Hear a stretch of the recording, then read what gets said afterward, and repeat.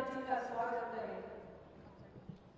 सागर में सीधे अंगित हैं, सागर में सीधे अंगित हैं, कुछ में ही होते हैं मोती, मानवता के परम पुजारी, ममता में अनुपम अभिनंदन। आपका लखनऊ विश्वविद्यालय के प्रांगण में स्वागत है। माननीय प्रोफेसर कैलाश चंद्र शर्मा जी से निवेदन है, जो हमारे राष्ट्रीय अध्यक्ष विद्या भारती हैं, आपसे अनुरोध करती हूँ कि आज के विशिष्ट अतिथि माननीय शिक्षा राज्य मंत्री भारत सरकार डॉक्टर राजकुमार रंजन सिंह जी का स्वागत करें।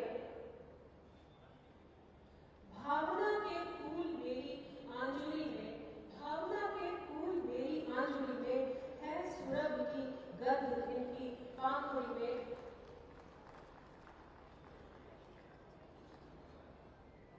आपका स्वागत है, अभिनंदन है, वंदन है।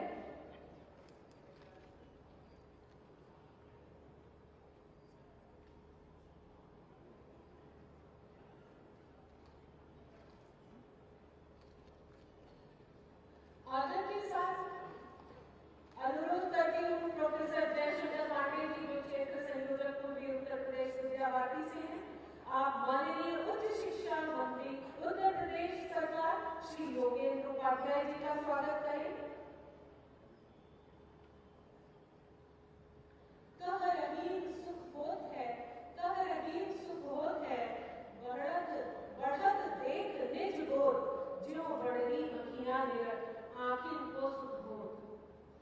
जिस तरह से बड़ी आंखों को देख करके हमारी छोटी आंखों को सुख मिलता है, वैसे ही आप जैसे आदरणीयों को अपने बीच पाकर हम सब कृतज्ञ हैं।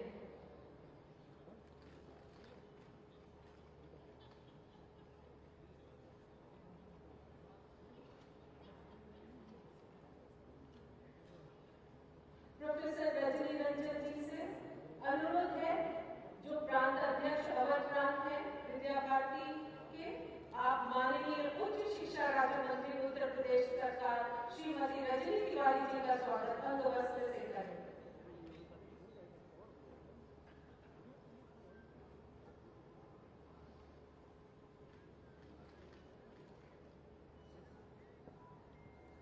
प्रोफेसर राकेश द्विवेदी जी से अनुरोध करती हूँ, क्योंकि आदरणीय माननीय मुख्यमंत्री जी का समय हमारे पास बहुत सीमित है, उसी का सदुपयोग हम सबको करना है। राकेश द्विवेदी जी से अनुरोध है कि आप राष्ट्रीय अध्यक्ष विद्या भारती उच्च शिक्षा संस्थान प्रोफेसर कैलाश चंद्र शर्मा जी का स्वागत करें।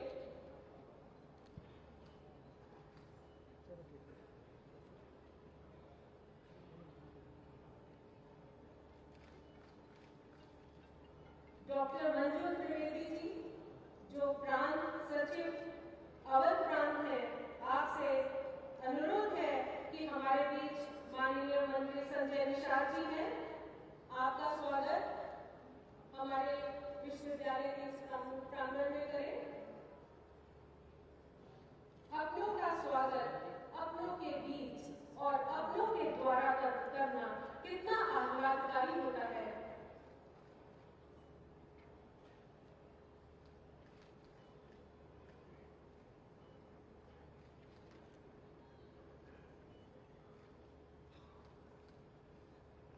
अनंत है जोश, अनंत उमंग, नया कुछ कर दिखाना है, करे संकल्प इस जग को पुनः सत्युग बनाना है। ये पंक्तियां पूरी तरह से हमारे आदरणीय कुलपति जी पर चरितार्थ होती हैं, जो अखिल भारतीय संस्थागत नेतृत्व समागम 2024 में आमंत्रित सभी अतिथियों के स्वागत के लिए मैं सम्मान पूर्वक कुलपति लखनऊ विश्वविद्यालय प्रोफेसर आलोक जी का से निवेदन करती हूँ।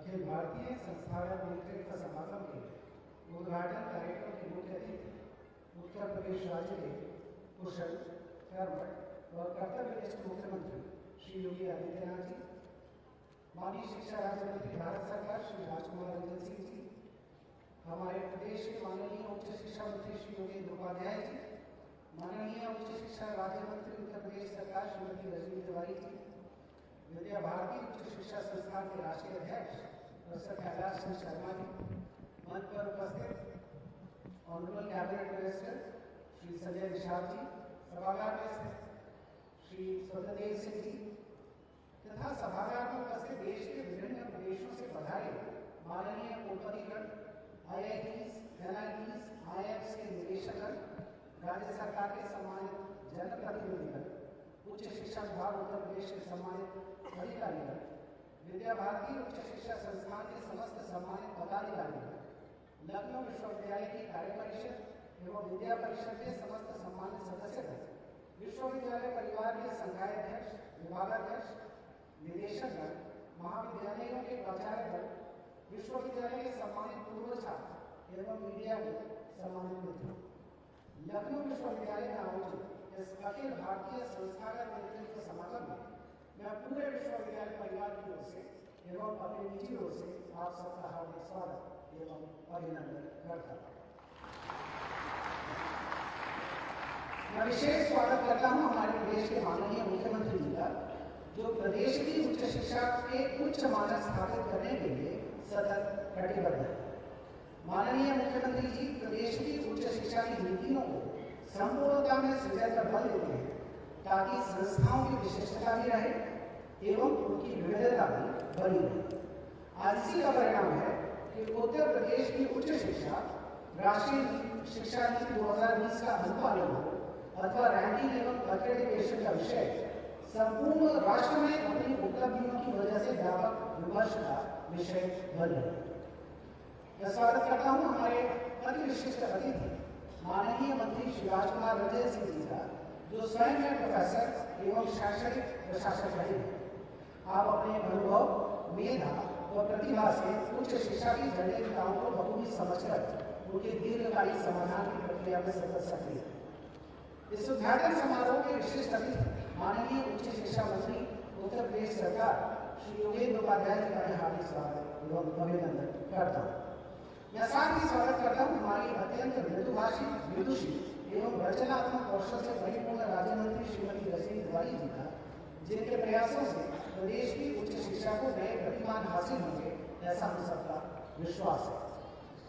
इस उद्घाटन सत्र में उपस्थित उत्तर प्रदेश सरकार के honourable cabinet ministers, state ministers और दूसरे जनप्रतिनिधिगणों का भी मैं स्वागत करता हूं। इस कार्यक्रम में उपस्थित देश की उच्च शिक्षा से जुड़े उन सभी नियंताओं का भी, नीति नियंताओं का भी मैं स्वागत करता हूँ, जो इस कार्यक्रम की उपादेयता को बलवती करने में अपना सहयोग और योगदान देने के लिए इस 103 वर्ष पुराने विश्वविद्यालय में आ चुके हैं या आ रहे हैं, जिनमें प्रख्यात चिंतक एवं विचारक माननीय doctor Krishna Gopal ji, chairman UGC, chairman AICTE, chairman NETF, director NAAC, chairman Bharatiya Bhasha Samiti, secretary general national human rights commission इत्यादि प्रमुख लोग। स्वामी विवेकानंद जी ने कहा था कि शिक्षा का प्रथम उद्देश्य अंतर्निहित पूर्णता को प्राप्त करना है। किसी देश की महानता केवल उसके संसदीय कामों से नहीं होती, अपितु उसके नागरिकों की महानता से होती है। पर नागरिकों को महान बनाने के लिए उनका आध्यात्मिक विकास परम आवश्यक है। गुरुदेव रविन्द्रनाथ टैगोर ने कहा कि शिक्षा वह नहीं जो सिर्फ जानकारी है, अपितु शिक्षा वह है जो वातावरण के साथ हम सबको सह अस्तित्व में रखे। इसके निमित्त शिक्षा, शिक्षक एवं शिक्षण संस्थानों की भूमिका विशेष महत्व की हो जाती है। महात्मा गांधी का शिक्षा का दर्शन आइडियलिज्म, नेशनलिज्म और प्रैग्मेटिज्म पर आधारित था।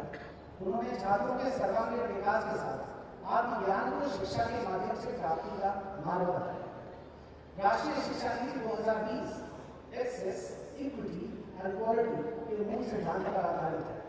तमिल भाषा के महाकवि सुब्रमण्यम भारती ने access to education for all का बल दिया। राजा राम मोहन रॉय तथा ईश्वर चंद्र विद्यासागर ने उच्च शिक्षा में एक्सेस को विस्तार देने पर काफी कार्य किया। आज इस अवसर पर मुझे गुरु वशिष्ठ का वो उपदेश याद आ रहा है, जहाँ वह प्रभु श्री राम से कहते हैं, ज्ञानवानेव सुखवान, ज्ञानवानेव जीवति, ज्ञानवानेव बलवान, तस्मात् ज्ञानमयो भव।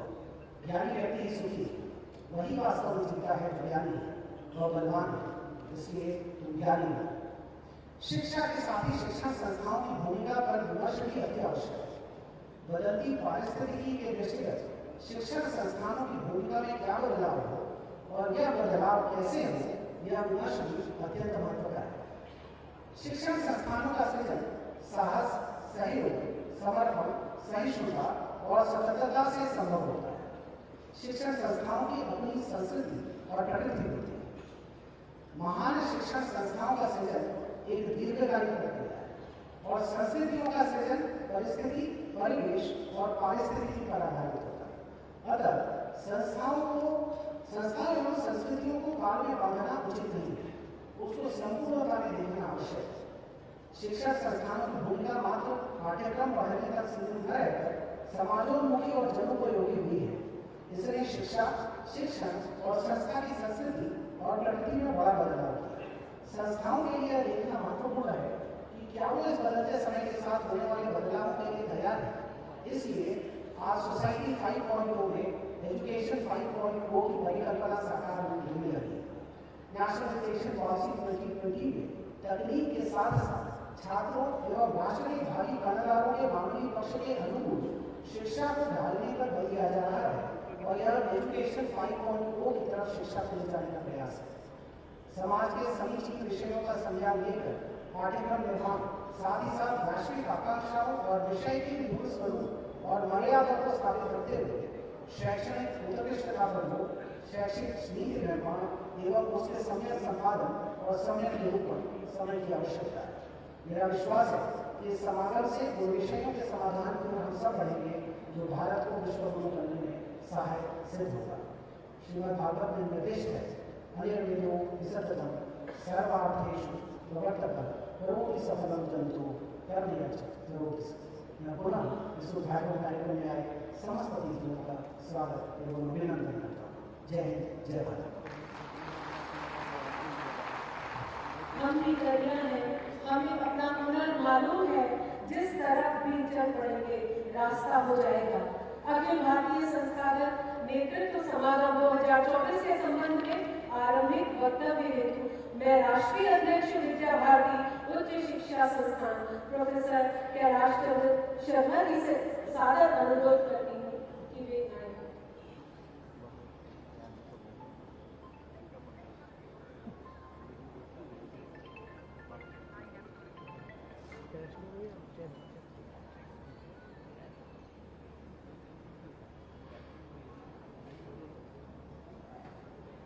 राष्ट्रीय संस्थागत नेतृत्वकर्ताओं के इस 2 दिवसीय सम्मेलन के पूर्व संध्या पर आज उद्घाटन सत्र में हमारे मध्य उपस्थित परम श्रद्धेय उत्तर प्रदेश सरकार के मुख्यमंत्री माननीय योगी आदित्यनाथ जी, उनके नेतृत्व में उत्तर प्रदेश को शिक्षा की दिशा देने के लिए और शिक्षा के सब विषयों को ठीक करने के लिए शिक्षा के आदरणीय मंत्री श्री योगेंद्र उपाध्याय जी एवं श्रीमती रजनी तिवारी जी और संपूर्ण देश की शिक्षा और विदेश नीतियों के संबंध में भारत सरकार के राज्य मंत्री डॉक्टर राजकुमार रंजन सिंह जी, मान्यवर संजय निषाद जी, इस विश्वविद्यालय के कुलपति प्रोफेसर आलोक राय जी, सभागृह में उपस्थित शासन से जुड़े हुए सभी आदरणीय मंत्रीगण, अधिकारीगण, इस सम्मिट में सहभागी बने सभी देश के विश्वविद्यालयों के कुलपति, निदेशक, प्राचार्य, शिक्षकगण, प्रबुद्धजन, उपस्थित सभी प्राध्यापक और छात्र छात्राएं, ये विद्या भारती शिक्षा संस्थान और लखनऊ विश्वविद्यालय के द्वारा आयोजित संस्थाओं के, उच्च शिक्षा संस्थाओं के जो नेतृत्व करता है, उनका ये दूसरा सम्मेलन है। पहला सम्मेलन गत वर्ष इंदौर में आयोजित हुआ था। ये सम्मेलन इस वर्ष लखनऊ में आयोजित हो रहा है। विद्या भारती शिक्षा संस्थान और देश में जो एक मानकों की दृष्टि से उच्चतम स्तर पे मानक प्राप्त A++ ग्रेड के विश्वविद्यालय लखनऊ, इसके द्वारा ये आयोजित हो रहा है। आप सब लोग को इस बात से भलीभांति परिचित है कि विद्या भारती का जो प्रारंभ था वो माननीय मुख्यमंत्री जी की पूर्व की कर्मस्थली गोरखपुर में एक सामान्य शिशु मंदिर के द्वारा प्रारंभ हुआ था और धीरे धीरे उसने अखिल भारतीय स्वरूप लिया और गत 73-74 वर्षों में देश भर में लगभग 13,000 विद्यालय, लगभग 33-34 लाख छात्रों को परिसरों में पढ़ाते हुए आज देश का एक स्कूल शिक्षा में सर्वोत्तम स्थान प्राप्त ये संस्थान है। 2018 से इस संस्थान ने विद्या भारती उच्च शिक्षा संस्थान की स्थापना की और जो विद्या भारती के सिद्धांत, विद्या भारती के जो शिक्षा के प्रति दर्शन और विद्या भारती के द्वारा प्रयोग में लाई हुई अनूठी समग्र और सर्वांगीण विकास की जो कार्य पद्धति, शिक्षण पद्धति है, जिसको पंचकोशात्मक विकास की पद्धति कहते हैं, इन विषयों को उच्च शिक्षा में भी लागू होना चाहिए। इस उद्देश्य को लेकर के विद्या भारती उच्च शिक्षा संस्थान की स्थापना हुई थी और इसी बीच में राष्ट्रीय शिक्षा नीति 2020 इसका अवतरण हुआ और जो सिद्धांत विद्या भारती ने लेकर के चले, जो भारतीय शिक्षा दर्शन के अनुकूल थे और हम सब लोग जानते हैं महामना मदन मोहन मालवीय जैसे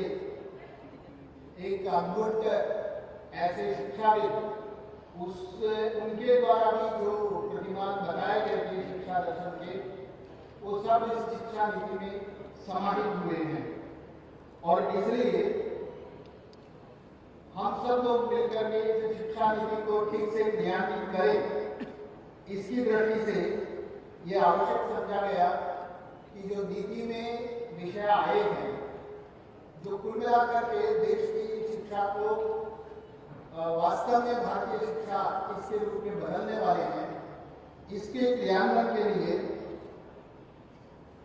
ये ठीक है कि उनके वास्तविक केंद्र में जो शिक्षक होते हैं, लेकिन नेतृत्वकर्ता किसी भी संस्थान के वो नेतृत्वकर्ता उस विषय को आगे बढ़ाते हैं और इसलिए उन क्रियान्वयन करने के लिए, उन सिद्धांतों को, एनईपी के सिद्धांतों को क्रियान्वयन करने के लिए ये समिट आयोजित, दूसरा समिट आयोजित हो रहा है और इस समिट के अंदर सामान्यतः जो शिक्षा के माध्यम से आवश्यक बात है, संस्कारित युवा युवती खड़े हो, उनके माध्यम से समाज का, देश का चित्र बदले, देश एक ज्ञानवान, प्रगतिशील और सुपर पावर के रूप में विकसित हो। ये इस देश की, समाज की नहीं, विश्व की आवश्यकता है।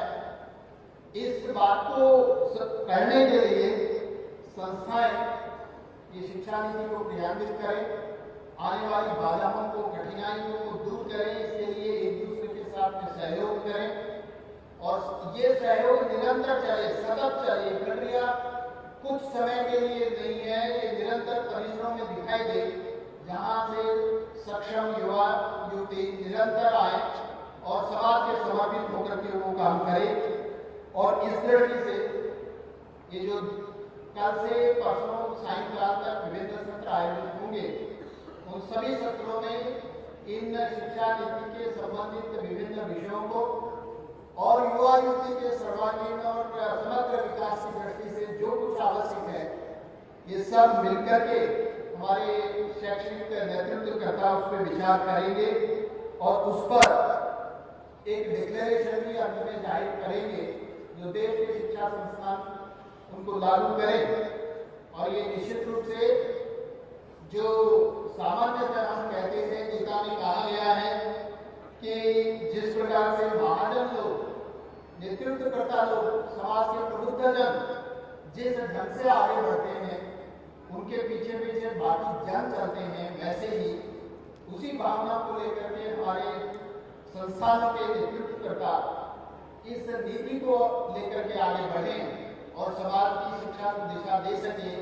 ये 2 दिन में इस प्रकार की चर्चाओं का आयोजन होने वाला है और इसका उद्घाटन, इस 2 दिन की समिट का उद्घाटन एक राजऋषि के रूप में श्री योगी आदित्यनाथ जी हमारे बीच में आए हैं। मैं उनका हार्दिक आभार व्यक्त करता हूं और अपनी वाणी को विराम देता हूं। धन्यवाद। बहुत बहुत धन्यवाद। आज के हमारे विशिष्ट अतिथि माननीय उच्च शिक्षा मंत्री उत्तर प्रदेश श्री योगेंद्र उपाध्याय जी से अनुरोध है कि आप अपना उद्बोधन एवं मार्गदर्शन प्रदान करें। लीक पर वे चले जिनके चरण दुर्बल और हारे हैं, हमें तो जो हमारी यात्रा से बने ऐसे अनिर्मित पंथ प्यारे हैं।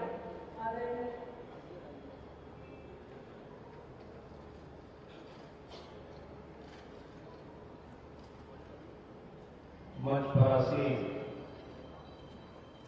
आज के इस कार्यक्रम के माननीय मुख्य अतिथि श्रद्धेय योगी आदित्यनाथ जी, हमारे विशिष्ट अतिथि रंजन जी, उत्तर प्रदेश सरकार में राज्य मंत्री शिक्षा उच्च शिक्षा की रजनी जी, संजय निषाद जी, कैलाश चंद जी और मंच से नीचे हमारे विशिष्ट कुछ साथी बैठे हैं, श्रद्धेय स्वतंत्र देव जी, यूजीसी के पूर्व चेयरमैन और माननीय मुख्यमंत्री जी के उच्च शिक्षा सलाहकार डॉक्टर डीपी सिंह जी, हमारे विद्या भारती के राष्ट्रीय संगठन मंत्री के रघुनंदन जी, प्रोफेसर कैलाश शर्मा जी, कुलपति प्रोफेसर आलोक कुमार जी, जिनके कुशल नेतृत्व में आयोजन किया जा रहा है। इस आयोजन में संपूर्ण देश के आईआईटी, एनआईटी और ट्रिपल आईटी के निदेशकगण, पूरे देश भर के केंद्रीय और राज्य विश्वविद्यालयों के कुलपतिगण, महाविद्यालयों के प्राचार्यगण, वरिष्ठ आचार्यगण, इस संस्था का समागम में आप सभी का स्वागत है, अभिनंदन है। हमारा सौभाग्य है कि यह आयोजन एक ऐसे व्यक्तित्व के साय में हो रहा है जिसके बारे में यदि कहा जाए कि he is not only extraordinary administrator as well as divine soul also। हमारे मुख्यमंत्री जी, ये तो सिर्फ भूल चुका है पूरे विश्व में एक ऐसे प्रशासक हैं जिनकी विदेशों तक में कल्पना की जाती है कि काश हमारे यहाँ पे कोई ऐसा योगी जैसा होता। और दिव्य आत्मा तो है ही, जिनके मार्गदर्शन में आध्यात्म भी चलता है, प्रशासन भी चलता है। एक ये शिक्षा का समागम पर संवाद होना है 2 दिन। मित्रों, शिक्षा किस लिए है? स्वामी विवेकानंद जी ने इसके बारे में लिखा है, कहा है कि शिक्षा वह है जो मनुष्य को ज्ञान विज्ञान से परिचित कराए, संस्कार दे और स्वावलंबी बनाए। और आज की एनईपी भी इन्हीं 3 बिंदुओं के बीच में चलती है। इसके मूल में न्यूक्लियस है, शिक्षा को संस्कार से जोड़ना, शिक्षा को रोजगार से जोड़ना, शिक्षा को तकनीक से जोड़ना, इन तीन न्यूक्लियस मूल बिंदुओं की परिधि में सभी नीति पाठ्यक्रम और कार्यक्रम बन रहे हैं। माननीय मोदी जी के नेतृत्व में यह नई शिक्षा नीति क्यों देनी पड़ी इस हिंदुस्तान में? हमारी शिक्षा इससे पहले आध्यात्म से जुड़ी। हम लोग की शिक्षा में कहां तक ऊंचाइयां छुई हुई थी प्राचीन काल में, चाहे वो खगोल शास्त्र अंतरिक्ष से लेकर समुद्र शास्त्र तक हो, कृषि, अन्य कोई क्षेत्र हो, चिकित्सा, किसमें ऊंचाइयां नहीं थी इस देश की विधा की। चिकित्सा में देखते हैं तो चरक और एक से बड़े ऋषि हैं जिन्होंने समाज को नई नई खोज करके शिक्षा को नए आयाम दिए, चिकित्सा शिक्षा को। ऐसे ही खगोल शास्त्र, यानी आज वो खगोल शास्त्र हमारे ऋषि मुनि हमको दे गए कि गांव में बैठा हुआ कोई व्यक्ति पंचांग देखकर आज से 100 साल के बाद का भी बता सकता है कि कब सूर्य ग्रहण पड़ेगा, कब चंद्र ग्रहण पड़ेगा। यह विद्या दी है हमारे पूर्वजों ने। एक विलक्षण विद्या जिसको एक जो नया युग आया, जो 900 साल की गुलामी का, उसने इसको उपेक्षित किया। शिक्षा आध्यात्म से कर गई, शिक्षा संस्कार से कर गई, शिक्षा अर्थ के इर्द गिर्द घूमने लगी। बस यह करेंगे। इस कवि को हमारा नेतृत्व महसूस कर रहा था और नई शिक्षा नीति उन्होंने दी। उसमें और कैसे इजाफा हो, क्योंकि उसको लागू करने के कौन शिक्षक और संस्थाएं हैं, उसको व्यापक रूप से समाज के बीच ले जाने के लिए शिक्षक और शिक्षा संस्थाएं हैं। इस जो संवाद होगा या आंदोलन का, यह उन्हीं में जब विचार विमर्श होगा तो कुछ उसमें से अमृत निकलेगा। जब विद्वान बैठकर चिंतन करते हैं, अध्ययन करते हैं, मनन करते हैं, मंथन करते हैं, तो समाज में अमृत निकलता है, जिसके लिए समाज में वितरण होता है और उससे ही नया समाज बने, नया राष्ट्र बने। यह इसका संवाद का एक उद्देश्य है। मैं कामना करता हूं कि इतने बड़े समागम में जो उद्देश्य के लिए किया गया जा रहा है, वो उद्देश्य की पूर्ति करें, प्राप्त करें और इसकी सफलता की कामना करता हुआ अपनी वाणी को विराम देता हूं। धन्यवाद। बहुत धन्यवाद। आज के हमारे विशिष्ट अतिथि माननीय शिक्षा राज्य मंत्री भारत सरकार डॉक्टर राजकुमार रंजन सिंह जी को उद्बोधन हेतु आमंत्रित करती हूँ। परिंदों को मिलेगी मंजिल एक दिन, ये फैले हुए उनके पर बोलते हैं, वही लोग रहते हैं खामोश अक्सर जमाने में जिनके हुनर बोलते हैं।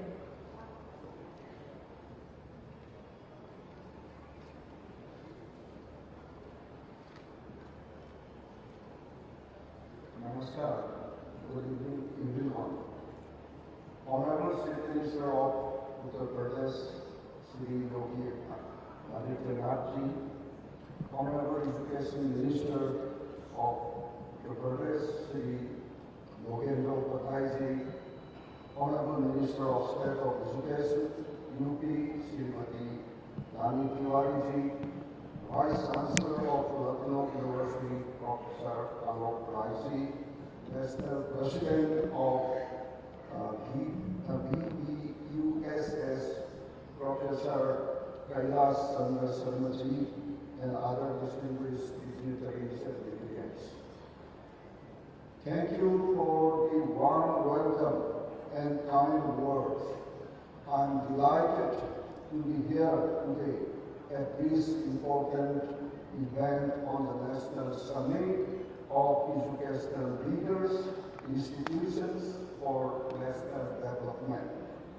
I would like to extend my heartfelt congratulations to Bharatiya Ucha Shiksha Samiti for taking this crucial initiative to build a bright future of higher education in India. It is with great pleasure and determination that I stand before you today as we delve into the critical enhancement of enhancing higher education. Higher education is crucial for societal progress, sparking innovation, critical thinking, and growth. I am delighted to address you today on the transformative initiative taken by the Ministry of Education to revolutionize our higher education landscape. Driven by our dedication to excellent accessibility and innovation, we aim to illuminate the path to promising future for every student, irrespective of their origin. Education, in its essence, is the cornerstone of progress, equipping individuals with the tools to forge meaningful life and contribute to the collective advancement of society. Recognizing the dynamic nature of the global landscape, we have embraced a forward-thinking approach to education that transcends traditional boundaries, advocating for a curriculum that prepares our youth for the challenges and opportunity of the 21st century. At the heart of our transformative agenda, the National Education Policy 2020, a pioneering framework designed to overhaul the Indian educational system.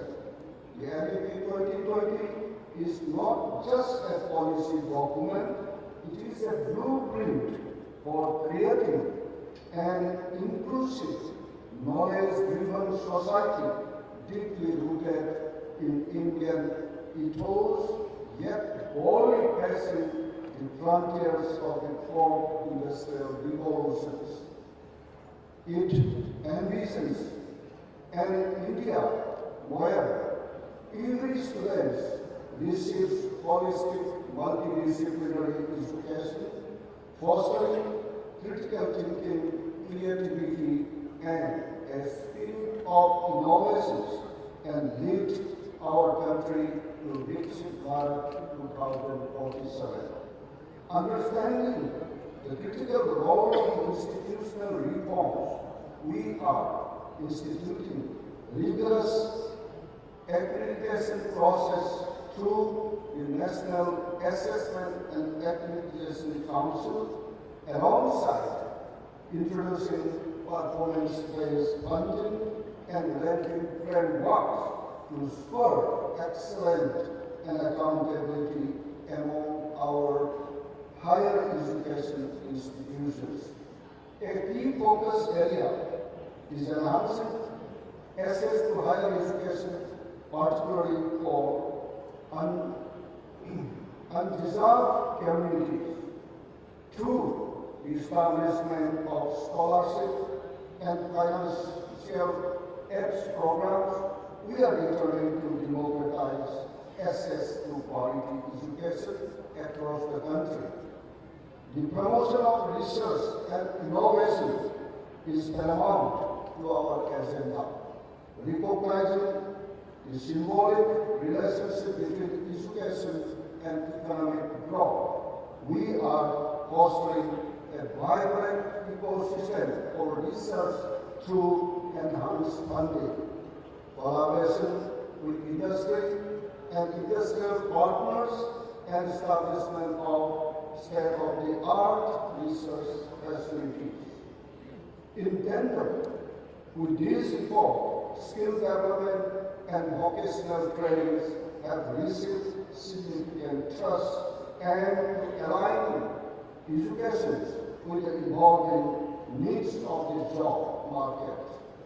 Initiatives spearheaded by All India Council for Technical Education are bridging the gap between the academic knowledge and practical skills, ensuring our graduates are well equipped for the challenges of the future. The internationalization of higher education is another critical area of focus. By forging partnerships with STEAM foreign universities, encouraging students and faculty exchanges, and promoting international research collaboration, and promoting more facilities on these issues, we aim to enhance the global competitiveness and visibility of Indian higher education. Digital innovation is at the forefront of our mission to make education more accessible and effective.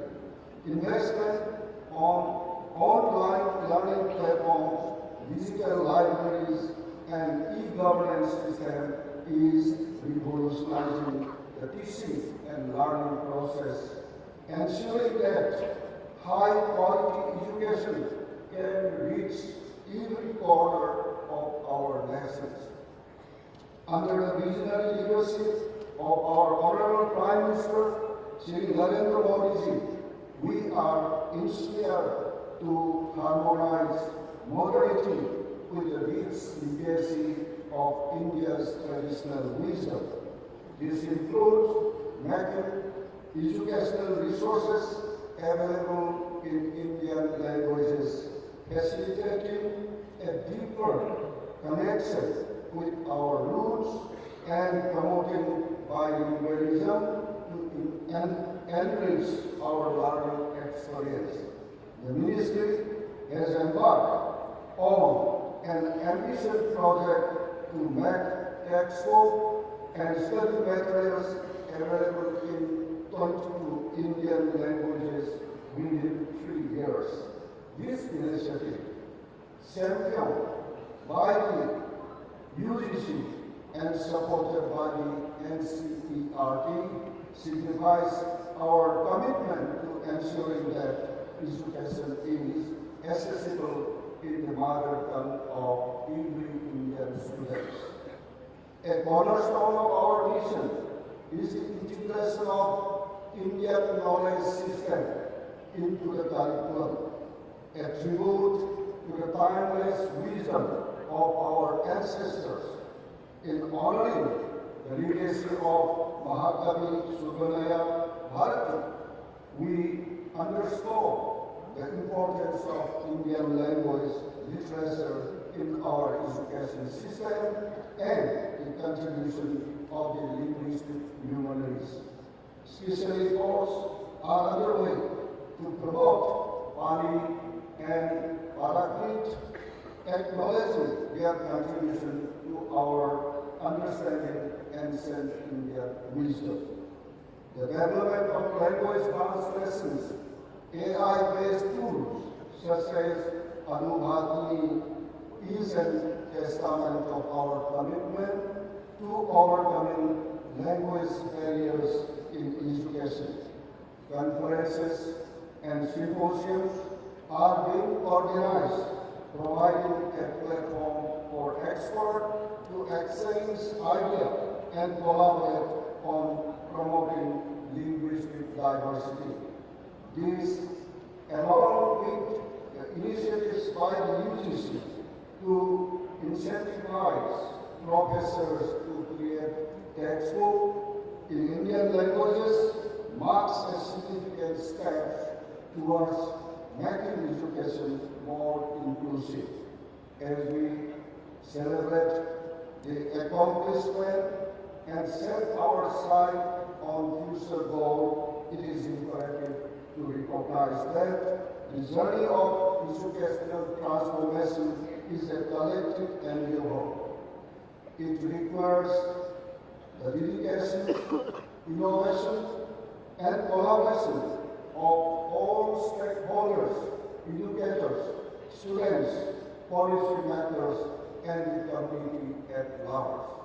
In closing, I urge each one of you to join us in this noble endeavor. Together, we can transform our higher education system into a cradle of innovation, inclusivity, and excellence, creating a legacy that will empower generations to come. Thank you. Jai Hind. बहुत धन्यवाद। मुझे आज स्मरण आ रही है पूर्व राज्यपाल उत्तर प्रदेश आचार्य विष्णुकांत शास्त्री जी की पंक्तियां। उन्होंने यहाँ पर विश्वविद्यालय ग्रामीण में कहा था, वो बड़ा काम कैसे होता है, पूछा मेरे मन में, बड़ा लक्ष्य हो, बड़ी तपस्या, बड़ा हृदय, मृदु वाणी, किंतु महान छोटा हो, जिससे मिले सहज सहयोगी। दोष हमारा श्रेय राम का, वो प्रवृत्ति कल्याणी। ऐसी कल्याणी प्रवृत्ति के धनी, यशस्वी, कर्मनिष्ठ उत्तर प्रदेश के माननीय मुख्यमंत्री और हमारे आज के मुख्य अतिथि श्री योगी आदित्यनाथ जी को उद्बोधन के आदर के साथ आमंत्रित करते हैं।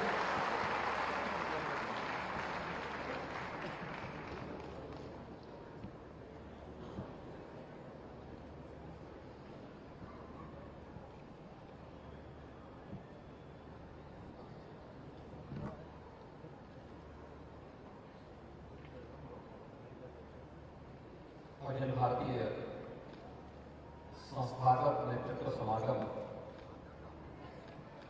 के आज के उद्घाटन सत्र में समारोह में अति विशिष्ट अतिथि के रूप में उपस्थित माननीय शिक्षा राज्य मंत्री भारत सरकार डॉक्टर राजकुमार निरंजन सिंह जी, उत्तर प्रदेश सरकार ने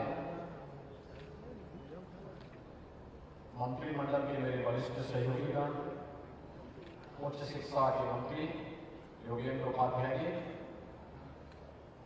विभाग के राज्य मंत्री श्रीमती रजनी तिवारी जी, राष्ट्रीय अध्यक्ष विद्या भारती उच्च शिक्षण संस्थान प्रोफेसर कैलाश चंद्र शर्मा जी, प्रदेश सरकार में मंत्रिमंडल के मेरे सहयोगी जल शक्ति मंत्री श्री स्वतंत्र देव सिंह जी,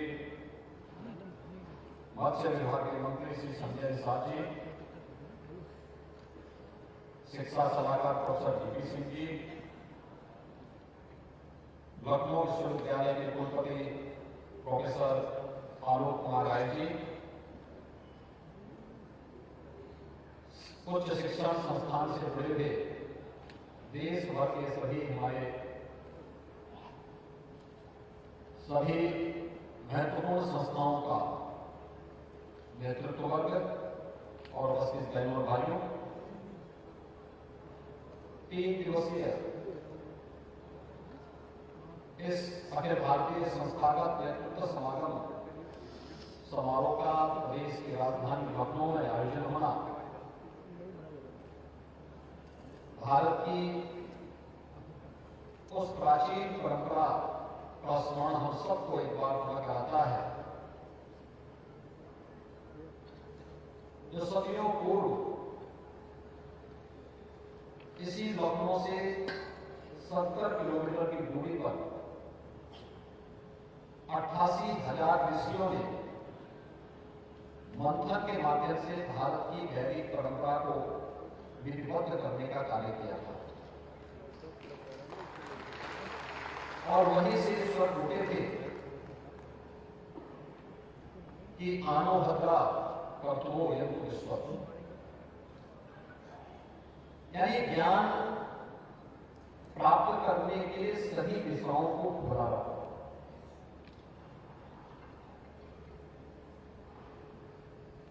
एक बार फिर से इसकी शुरुआत देश के हृदयस्थल उत्तर प्रदेश में इस अखिल भारतीय संस्थागत नेतृत्व समागम कार्यक्रम के माध्यम से होने जा रहा है।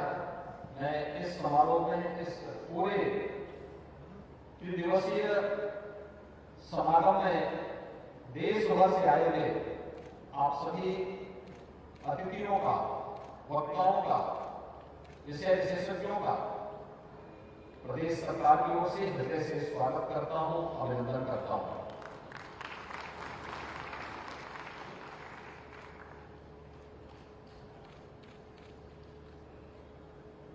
देश अपनी आजादी का अमृत महोत्सव हर्षोल्लास के साथ संपन्न करने के बाद आज अमृत काल में प्रवेश कर गया और प्रधानमंत्री मोदी जी ने इस अवसर पर देशवासियों का आह्वान किया कि हमने आजादी का अमृत महोत्सव का आयोजन किया, हम इसमें सहभागी नहीं बने, लेकिन जब देश अपनी आजादी का शताब्दी महोत्सव मना रहा होगा उस समय हमें कैसा भारत चाहिए, कैसा भारत, उस भारत के लिए हमारे स्तर पर क्या योगदान होगा। एक विकसित भारत की परिकल्पना को साकार करने के लिए हर भारतवासी के स्तर पर क्या प्रयास होने चाहिए, उसकी क्या भूमिका होनी चाहिए। और ये केवल देश के नेतृत्व वर्ग का कार्य नहीं है, ये राज्यों का कार्य भी है,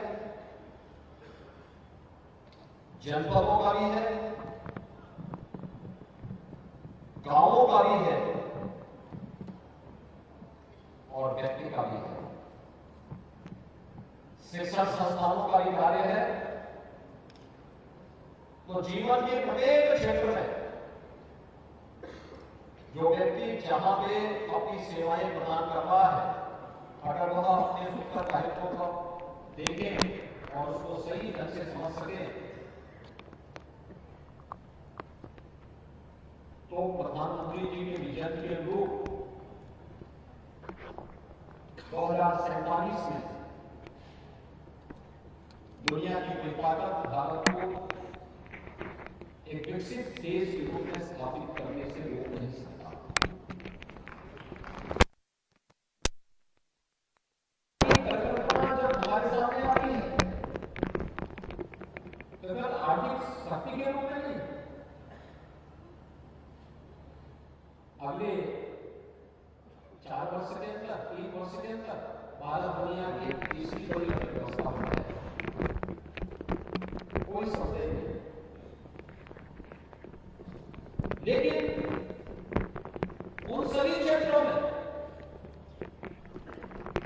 जिसके लिए आज पूरी दुनिया भारत की ओर देख रही है,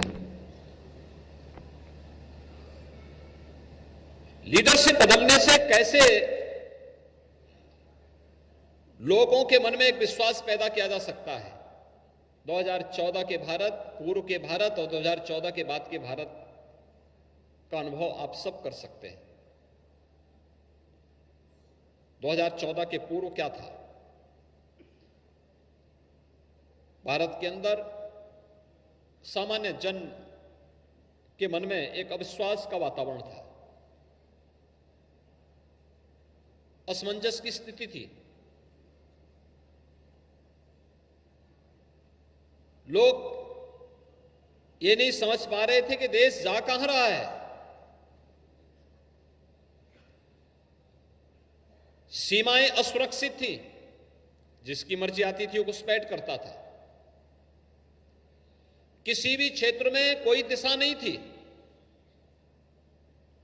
और दुनिया के अंदर भारत के पासपोर्ट की कोई कीमत नहीं थी। कोई मान्यता नहीं देने को तैयार था। आज एक नेतृत्व किस रूप में भारत के अंदर भी जनविश्वास का प्रतीक बनता है, भारत की सीमाओं को भी सुरक्षित करता है और दुनिया के अंदर भारत का गौरव किस रूप में पुनर्स्थापित करता है। आज प्रधानमंत्री मोदी जी की दुनिया के अंदर होने वाली विजिट को अगर आप देखें, उसकी तुलना करें, तो आज आपको देखने को मिलता होगा कि दुनिया के अंदर भारत के पासपोर्ट का गौरव बढ़ा है, उसका एक कीमत बढ़ी है, लोगों ने उसको मान्यता देना प्रारंभ किया है। प्रवासी भारतीयों के साथ जब संवाद करते हैं तो वे लोग भी इस बात को मानते हैं कि हां, अब हमें सम्मान मिलता है। दुनिया के किसी भी देश में हम जाते हैं या जिन देशों में रह रहे हैं, हमें सम्मान मिलता है। अगर समाज का हर व्यक्ति अपने अपने दायित्वों का निर्वहन अपने अपने क्षेत्र में करने लग जाए, क्यों नहीं हो सकता? प्रधानमंत्री जी ने इसके लिए उस समय हमें पंचप्रण दिए थे, हर देशवासी को। देश को आत्मनिर्भरता के लक्ष्य को प्रदान करने के लिए, एक विकसित भारत की परिकल्पना को साकार करने के लिए हमें कैसे आगे बढ़ाना है, उन्होंने देशवासियों को कहा कि इन 5 बातों को आप अपने जीवन का हिस्सा बना लीजिए। आप देश के प्रति अपनी सेवाओं को देने में सफल हो पाएंगे। यह चूंकि शिक्षण संस्थान से जुड़ा हुआ कार्य है, यह समागम है और इस समागम के माध्यम से हम सबको इस बारे में सोचना होगा। कभी दुनिया के सबसे प्रतिष्ठित संस्थान भारत में हुआ करते थे।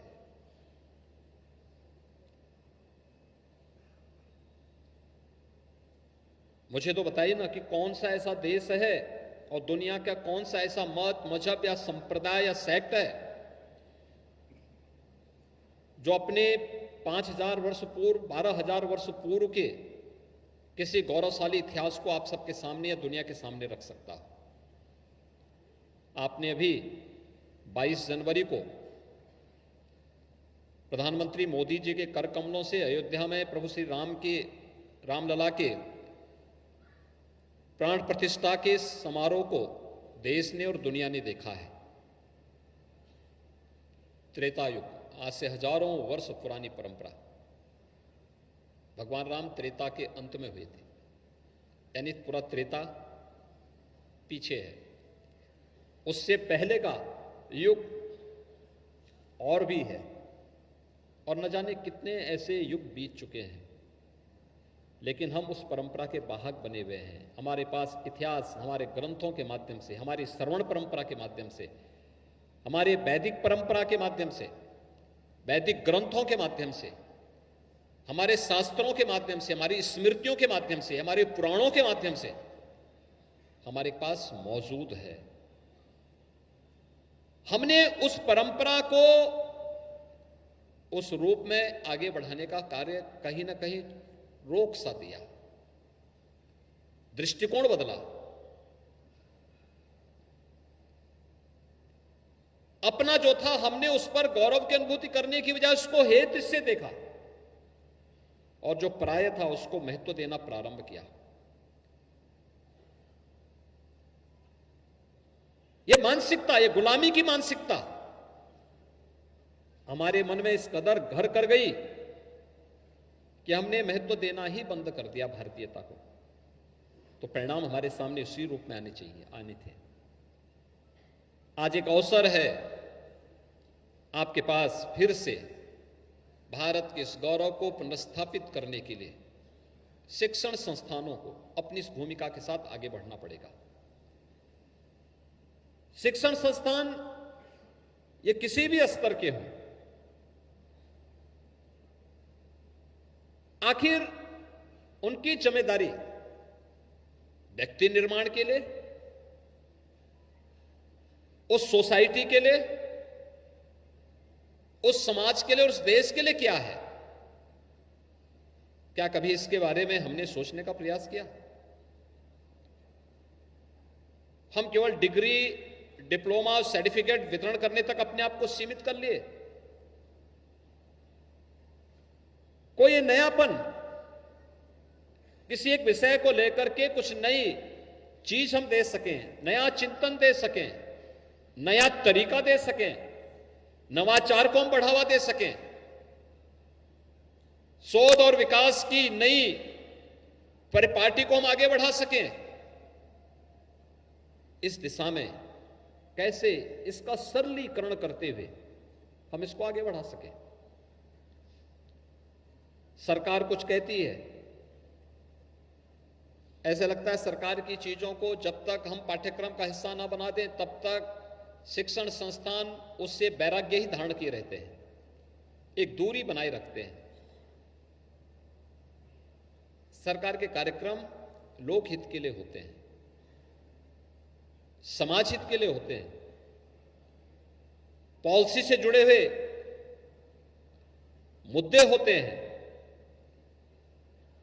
अगर हमारा युवा उसके साथ जुड़ेगा नहीं, उसको कुछ भी जानकारी नहीं होगी।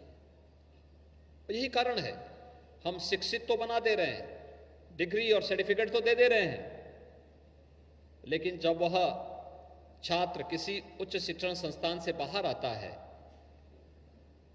तो उसके पास नॉलेज नहीं होता, ज्ञान नहीं होता, अब क्या करना है, भटकता है। और उस भटकाव से दूर करने का एक माध्यम है ये मंथन का कार्यक्रम, जो समागम का कार्यक्रम एक मंथन है। हम इस मंथन करें उसके चरित्र के निर्माण के लिए, उसके सर्वांगीण विकास के लिए।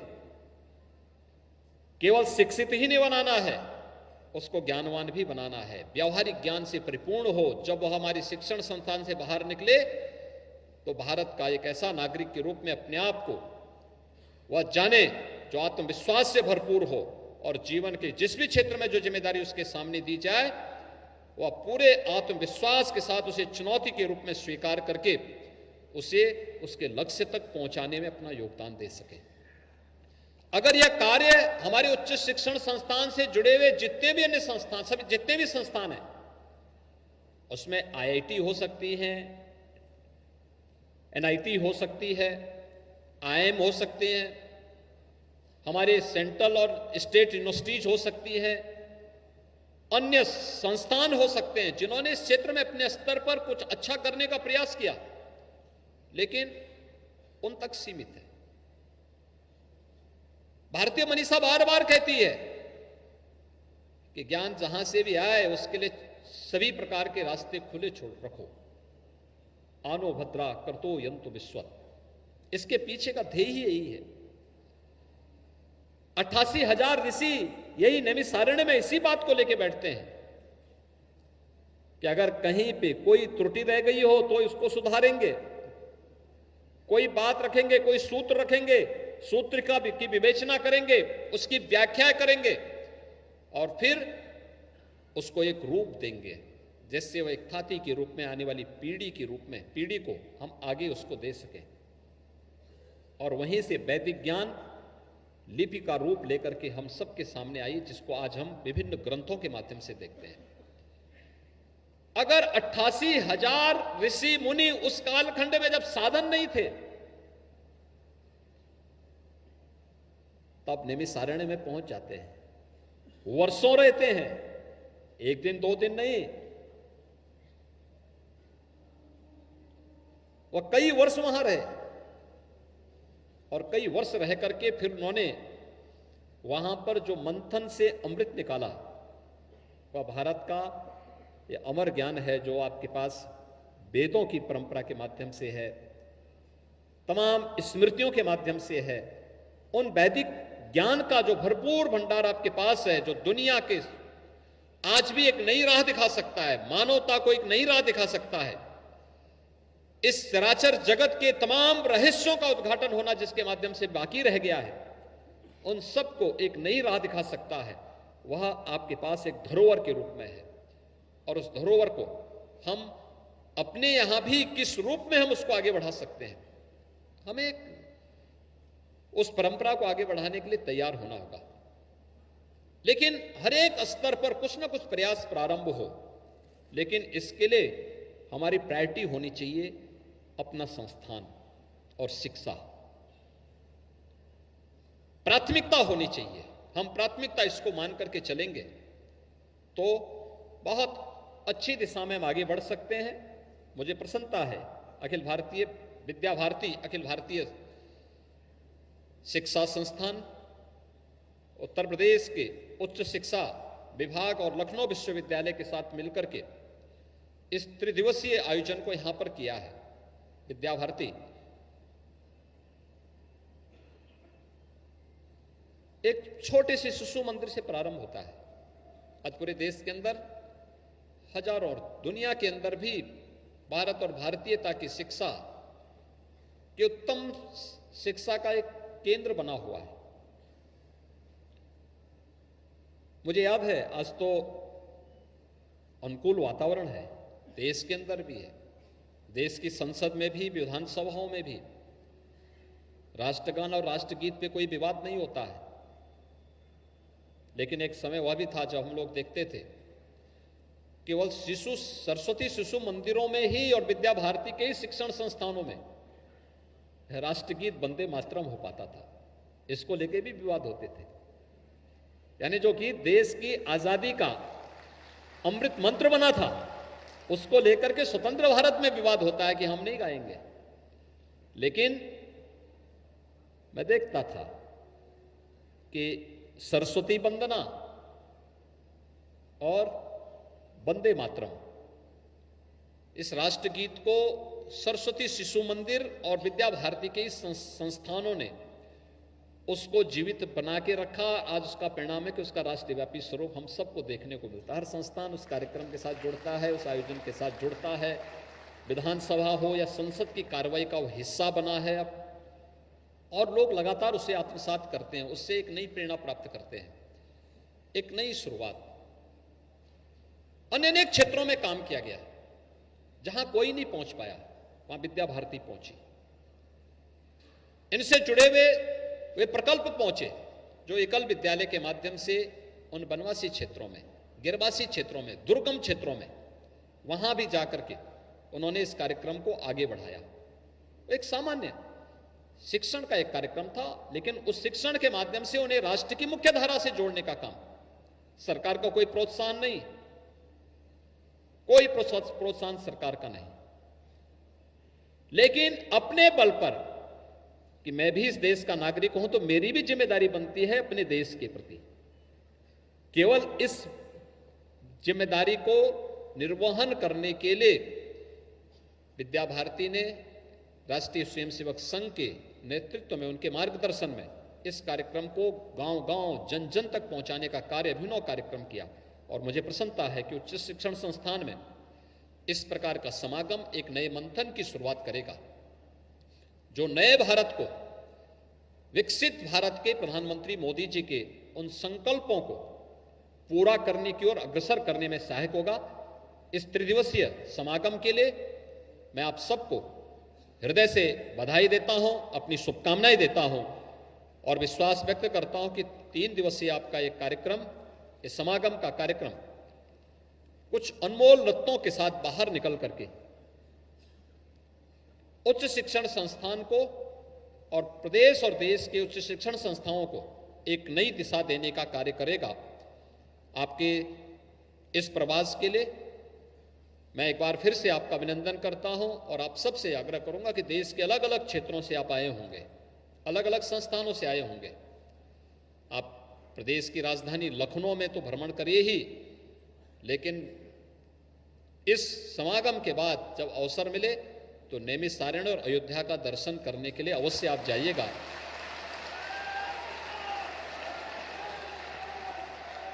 वहां देखिएगा जरूर कि नैमिषारण्य के लिए आपके पास भी कुछ नया करने के लिए एक विजन होगा। अयोध्या के लिए और कुछ क्या हो सकता है, इसके बारे में भी आप अवश्य अपने सुझाव हमें उपलब्ध करवाएगा, हमें प्रसन्नता होगी। आप सबके आयोजन के लिए मेरी शुभकामनाएं हैं। धन्यवाद। जय हिंद। माननीय मुख्यमंत्री जी, आपका निर्देशन एवं प्रेरणा अवश्य ही इस विद्वत समागम के लिए अनंत ऊर्जा का स्रोत होगी, सतत ज्ञान परंपरा को आगे बढ़ाने में महत्वपूर्ण सिद्ध होगी। आपका बहुत बहुत आभार। अभी आपने हम लोगों के बीच में विद्या भारती की बात की, हम कैसे भूल सकते हैं राष्ट्रीय संगठन मंत्री आदरणीय के.एल. रघुनंदन जी, जिनकी पहल, प्रेरणा, मार्गदर्शन का संबल पाकर भी ये समागम सार्थक हो सका है। वरिष्ठ प्रचारक विद्या भारती माननीय प्रकाश जी को भी हम कैसे भूल सकते हैं। अब कार्यक्रम अपने समापन की ओर है। मैं माननीय उच्च शिक्षा राज्य मंत्री श्रीमती रजनी तिवारी जी को धन्यवाद ज्ञापन के लिए मंच पर आमंत्रित करती हूँ। आदरणीय रजनी।